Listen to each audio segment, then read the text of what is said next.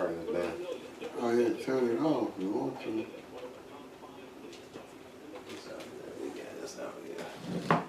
Are you sitting there with me? Yeah, I'm sitting right here. I'm in here with you. We gonna sit down here and about long. Just have a good conversation. You know, I edit this. This picking up the voice and everything? Yeah, we good, man. Well, you ain't gotta worry about it being on. Matter of fact, I just flip it. We just gonna have a normal conversation. You know, and we'll edit it later. You know what I mean?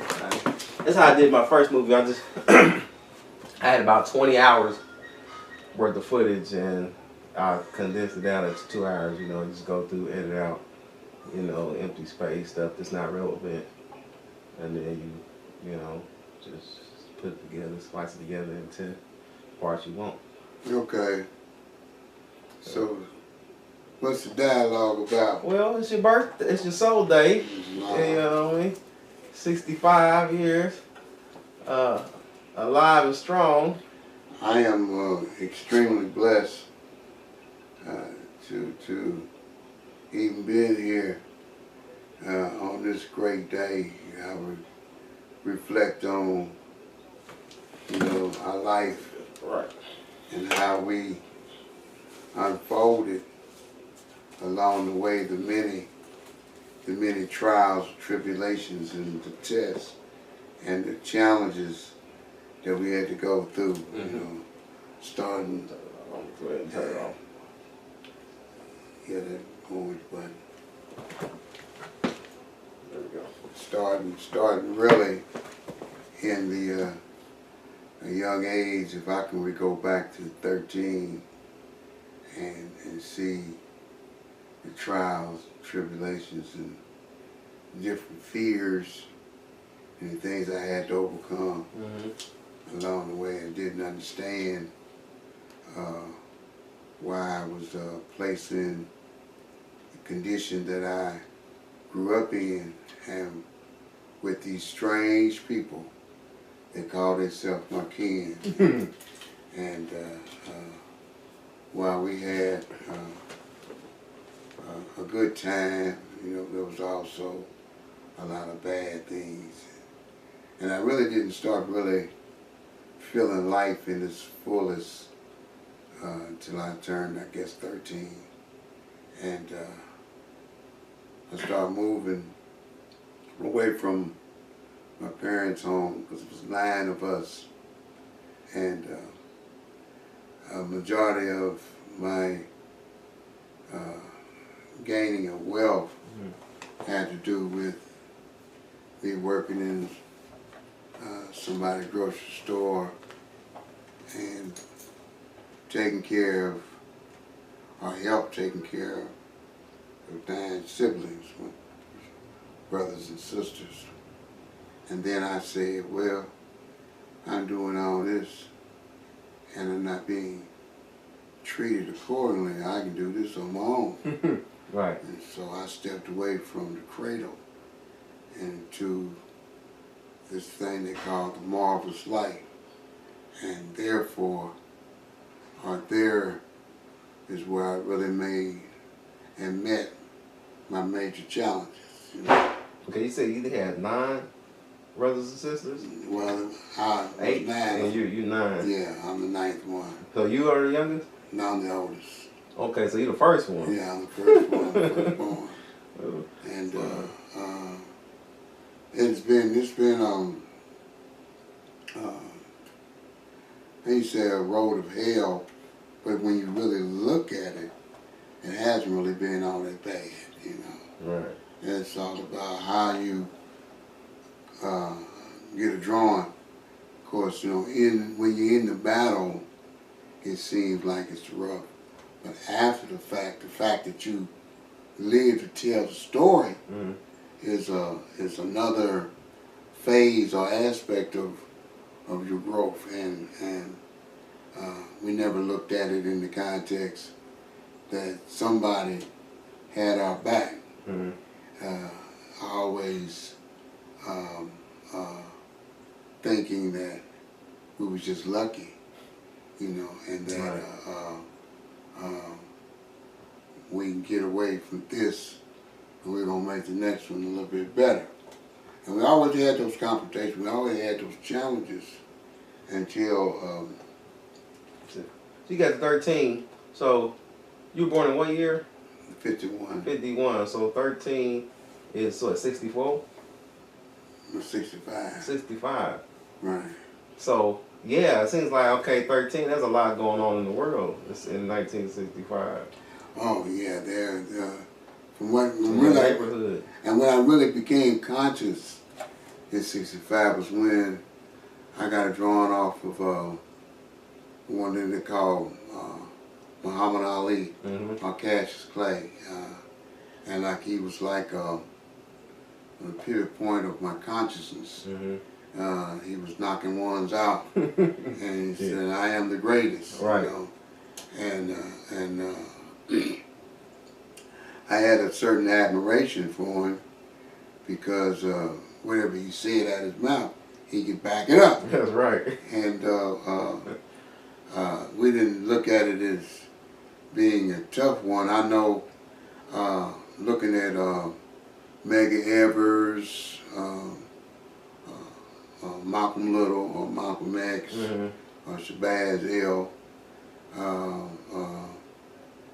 Denmark Vesey. I read up on him in my younger age, and I was seeing the differences of how in our immediate household we was treated a certain way. When we step out there in the garden or the streets, we was treated another way. That's right. And it wasn't until I had an episode where I was hit 7 times, you know, and I really... I mean, you got shot. Got shot. 7 times. Yeah, I got shot, and I didn't take it serious, you know, because of what I had to endure, you know, coming up. So I was being molded, I think is what I'm trying to get to, for another phase. And the other phase was, well, if I got to, you know, be out here, I got to get out for what I know. Right. So, you know, I start carrying, I had my big brother with me. Okay. You see, you know, called 6 of them, you see, and I didn't hesitate to use call on, you know, and I made some enemies with my brothers, you know, but I made a lot of friends. You know? And it wasn't where, you know, we was trying to be a tough guy. I think it was all about the survival. Right. You know, because we was a little guy then, real skinny, and weighed 120 something, you know, and I always had idea that I can accomplish something. I never knew what it was I wanted. Right. You know, so it wasn't until I got married or obligated to Sean's mother, Jackie, and I think I was about 20 and she was about 17, and we didn't know. And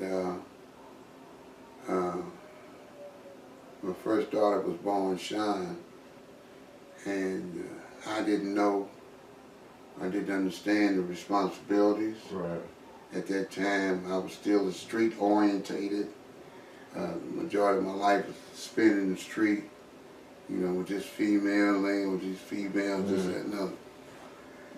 And it wasn't until I got a taste of the other side of life called prison, where I really start seeing the bigotry, the hatred, racism as we call it or know it, really fester itself. It blowed up, you know, dead in our face.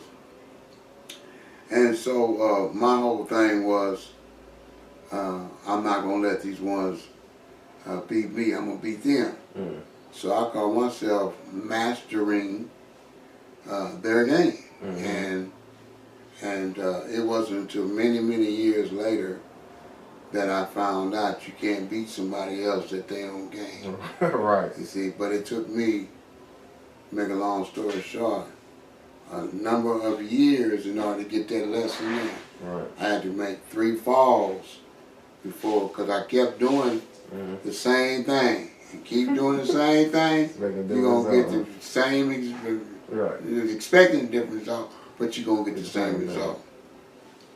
You might have a few alterations, but at any rate, it wasn't until, because I'm just like jumping over periods, it wasn't until my 3rd lick when they, but what happened, I got caught up in a big old, sort of like a drug ring here in the city, and there's about 32 people that got indicted, and the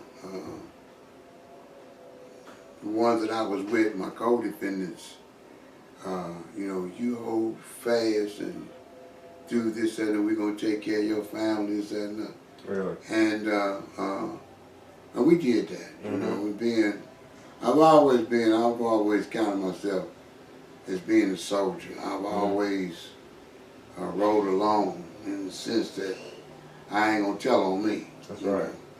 And so I had 2 prior convictions, and I didn't know that they was stacking the deck against me. I didn't. Right. And each time I went into the lion's den of that courtroom, I thought I knew more than the people that was up in there. And I really didn't understand the legal system other than to say, well, I didn't do it. Right. And, you know, this is how I'm sticking to it. And, you know, if you got something, come on with it. And that's what they did, you know. Make a long story short, I got charged with being an habitual offender or criminal. And that, including the charge, gave me 66 years in prison. And this, when was this? This is the last. I'm talking about how old were I was at this time? 32. Okay. When I got this bit, that last bit, I was 32. And I'm 30, maybe 31, somewhere up in there, 31, 32. And it dawned on me 60-some odd years that I was going to never get out of prison. Right. And so I had to really go for what I knew, but then I did it in a modified form.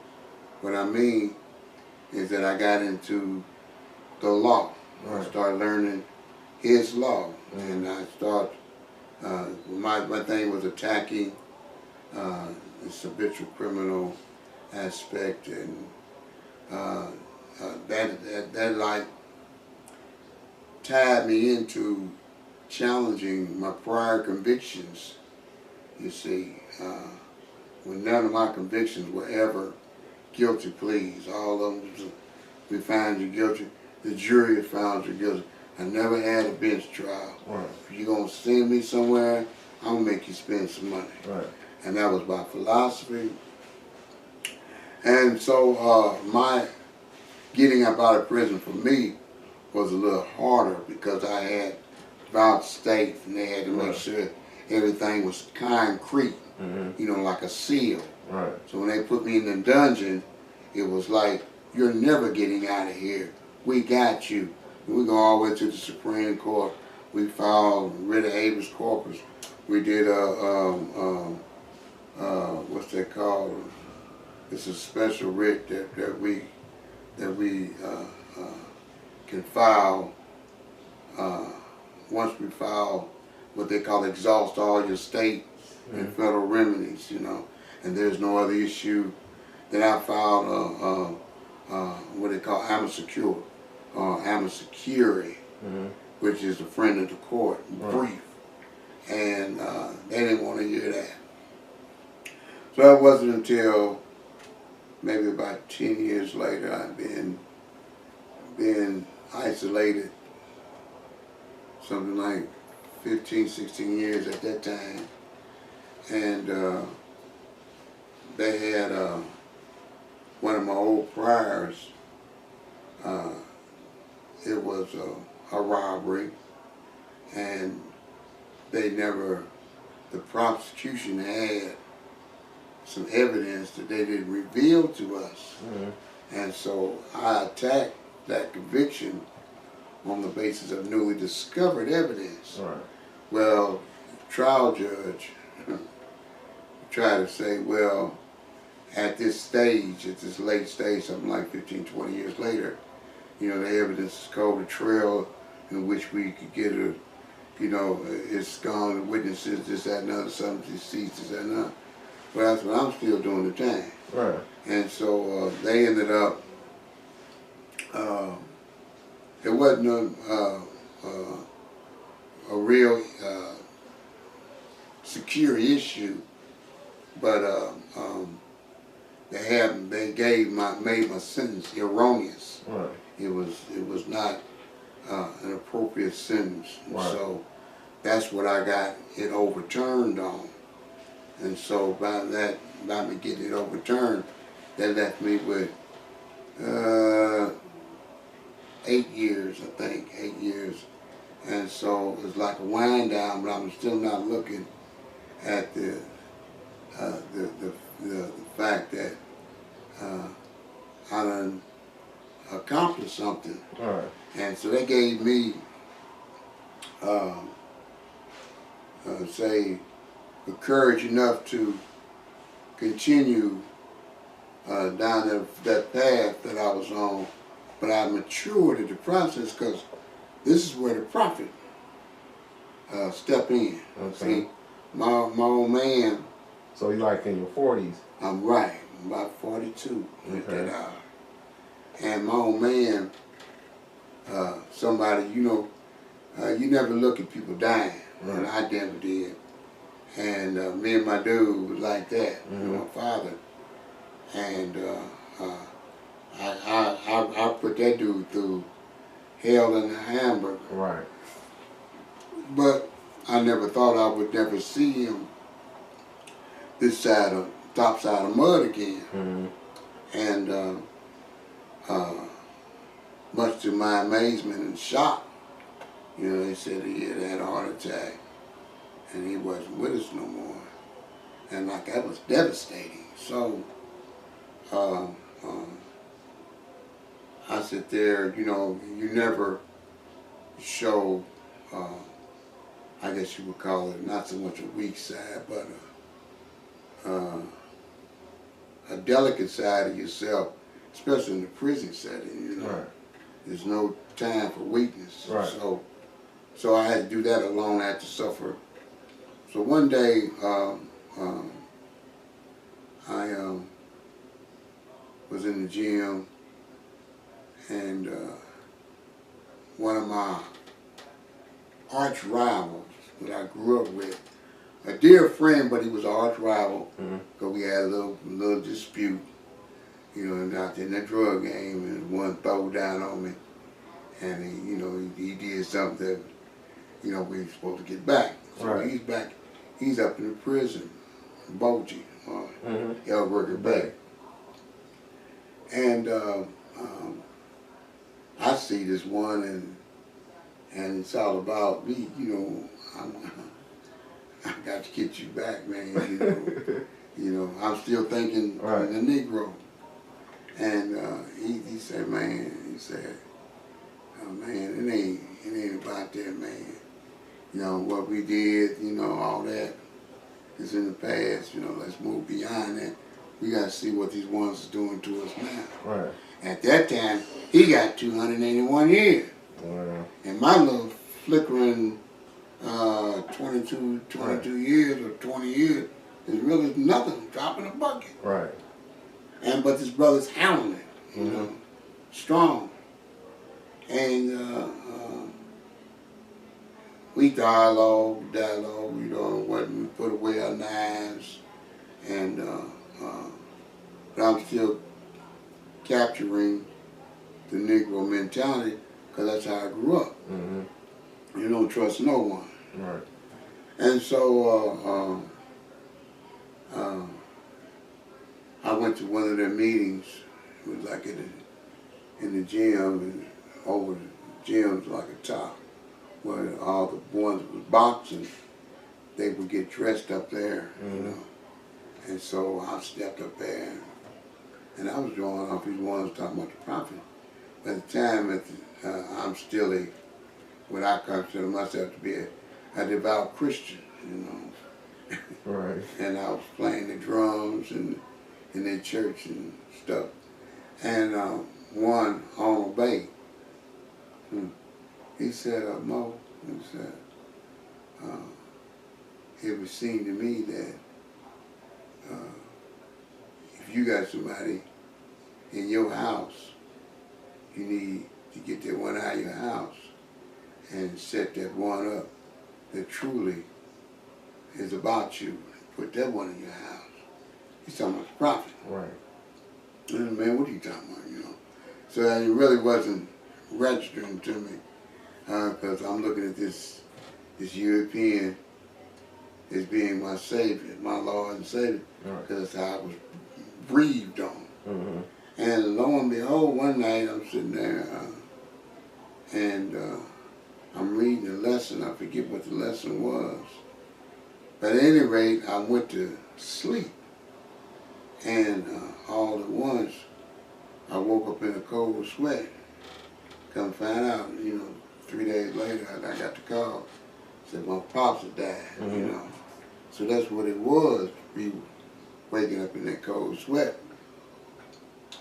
And when I got the call, I went to the chaplain's office and told me about this one. They wouldn't let me go to his funeral because I still had another detainer, what they call parole hold on me, you know, and I couldn't turn over on that until I at least did 4 years on the recent sentence. And they had them like running consecutively, running wild. Right. And so I bit the bullet and I lay there and I was meditating. Wanted to show me how to meditate. And this one Gregory Bay like became my #1 supporter. And like I said, we grew up like this. And you know, he gave me a lot of signs. He said, man, I need, we kind of growing here. I need somebody, you know, take notes on what's going on, this, that, and that. Not knowing that this one has set me up to be secretary, this, that, and that. Wow. And I took notes, wrote down what everything they was doing. And he, like I say, I like the way he dealt with individuals. You know, do have a problem. You know, I would go to him, talk to him, and, you know, I wouldn't let ones get around him, you know, because I know he had a lot of enemies, you know, and he could, like that trust factor, he, like, placed his life in my hands, so to speak, you know, and vice versa, you know. Right. And so this one gave me a lot of what I know about the prophet. You know, he sit down, he was like working in J.C. house, and he was like what they call a range tender. You know, run up and down and different cells and take water and this, that, and other, you know. And so he had enough time to be out and rotate. And so he started giving me the science of this demonstration. And I'm laying in my bed one night, and one demonstrated, we waiting on you, Mo. You know what I'm saying? It said, you go, no, I go, you follow. That's what I heard, you know. But something to that effect. And I jumped straight up out of my bed, sweating and things. Well, I told the Mo about my experience.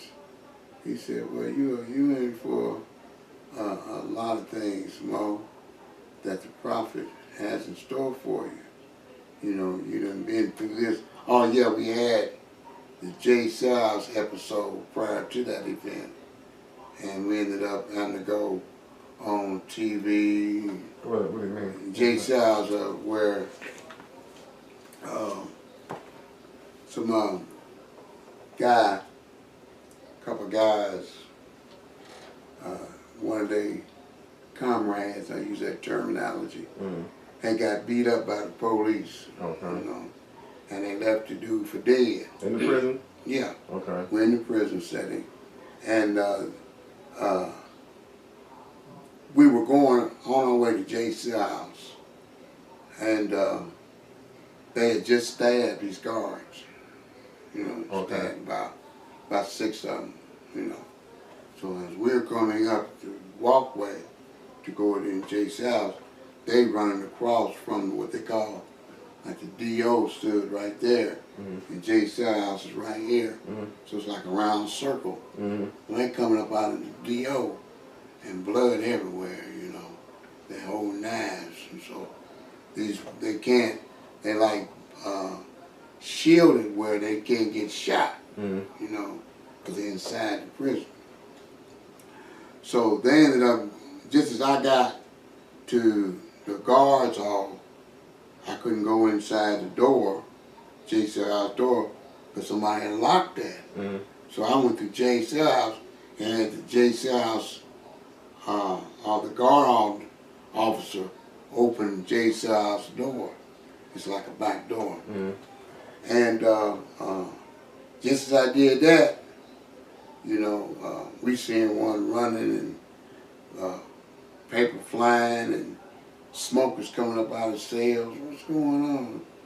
And so they started to let everybody out of the cell, you know, and then robbed the police. Wow.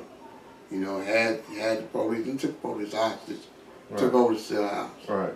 And police is standing at the guards where I just came in at with rifles and shotguns pointed at us, you know. And so I said, damn, I didn't want to go like this. Right. And I know these hillbillies want to kill something. Right. So I was thinking, this is 1985, to be exact. February 1985. And we called, what I did, somebody got to be thinking, so get witnesses. So I managed to, while they negotiating terms and conditions, I slid one in there. We can't hear what y'all saying, don't you let us talk to you through the phone, you know. So they turned the phones on in Jay Styles. When they turned the phone on in Jay Styles, I called the Indianapolis Star and the newspaper out of Anderson, Indiana.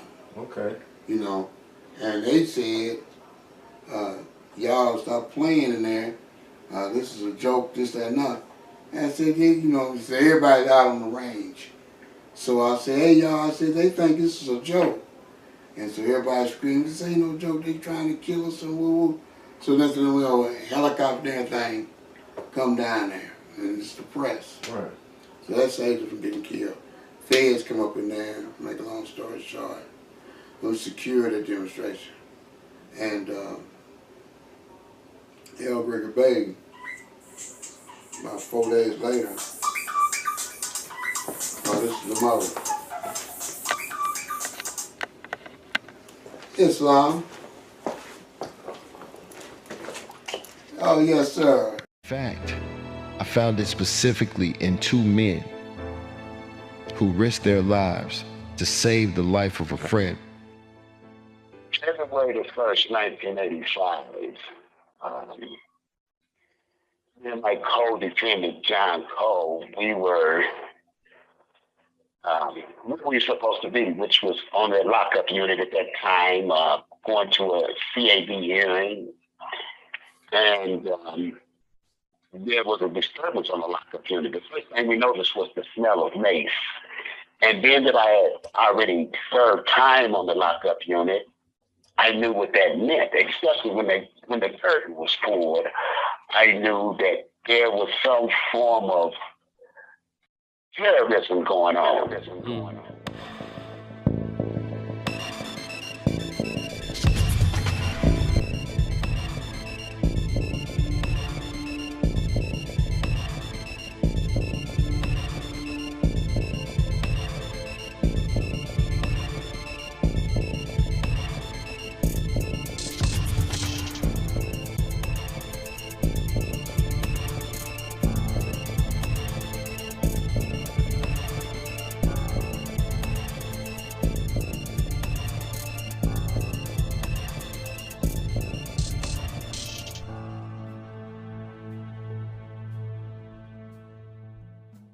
We had to create an organization in order to combat the infrastructure of white supremacy inside the reformatory.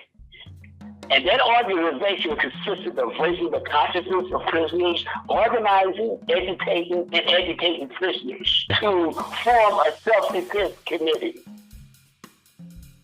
Because that was the only defense that we had. It was the Black Dragon. What the Black Dragon really was standing for too is this. You know, a lot of us had knew each other from the streets. You see what I'm saying? At a young age.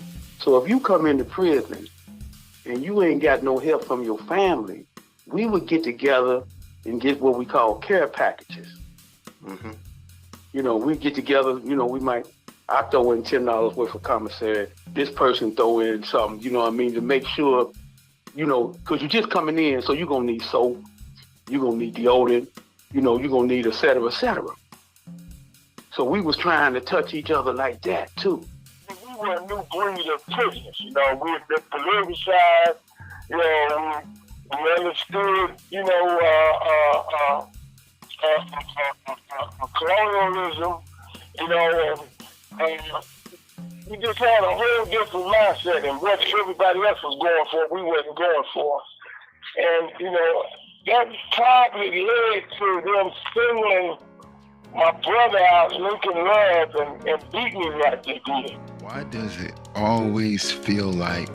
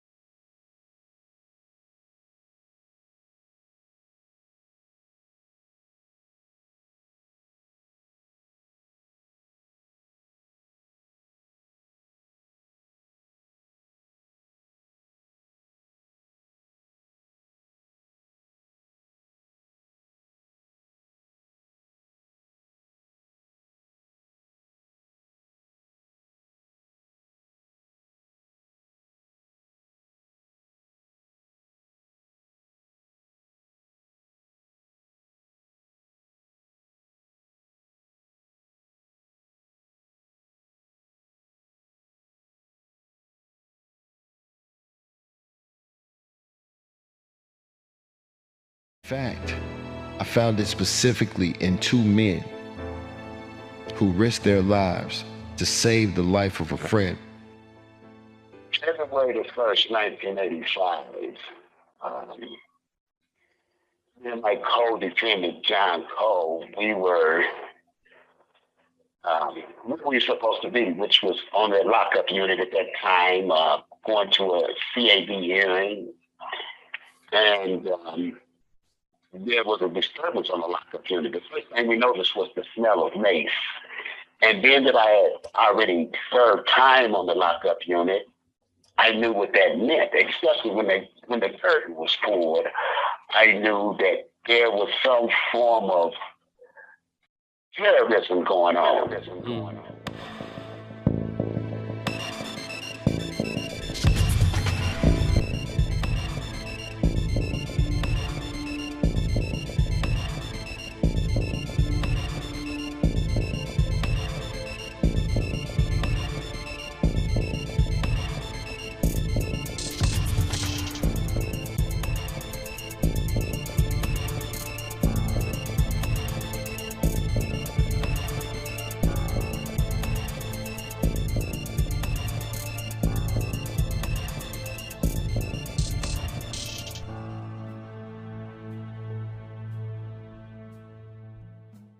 We had to create an organization in order to combat the infrastructure of white supremacy inside the reformatory.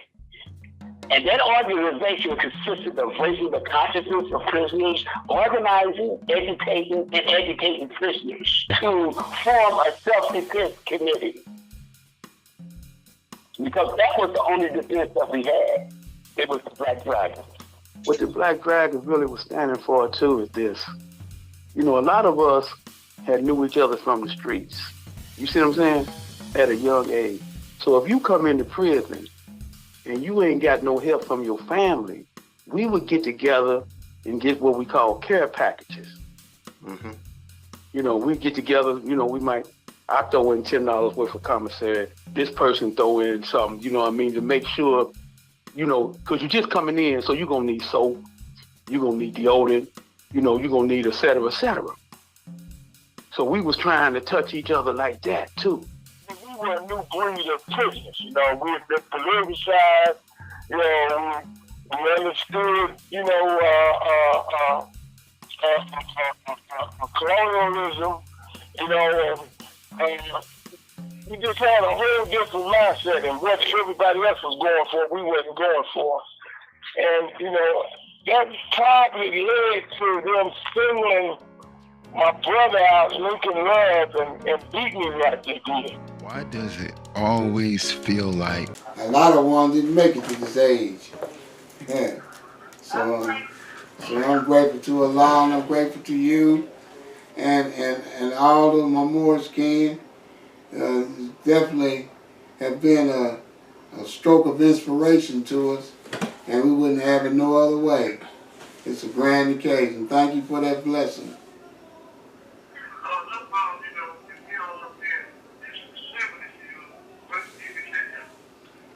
Islam, we sure trying to catch up, Mo.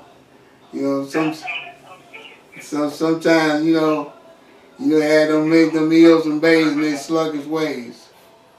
Yeah. But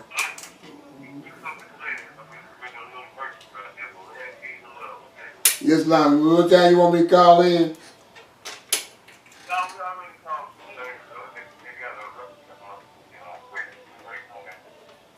Oh, okay.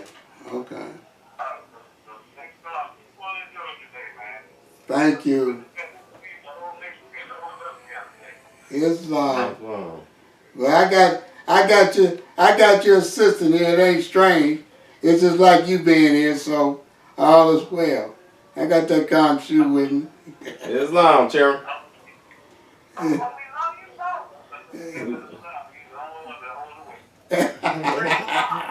Islam. Islam, we love you.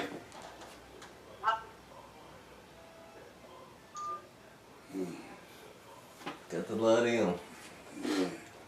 So he said they caught the helicopters and everything. The press brought all that. Yeah, that on. Yeah, it's on. Yeah, they press came in there and they took us up to the administration building, and you know they wanted to know what happened, this that, and that. And we told them about the racism that existed in the reformatory and how this one Lokemore was his name. You made me think of his name. Mm-hmm. That's the one that got messed up, Lokemore. Really? And we told him about that one and how they brought him out on a stretcher and looked like he was dead. Mm-hmm. And I think this is why we clicked ones and made ones go off into the frenzy of retaliation, etc. And so we wanted to give them that aspect of it, because we see what kind of picture they was trying to paint. Right. And so that saved us from the slaughter. That's my point. And after that episode, me and the Sheik, El Bay, was rotating. And I went to the barber shop, and Mo sent one in haste to bring us up out of there. And we get to Jason's house,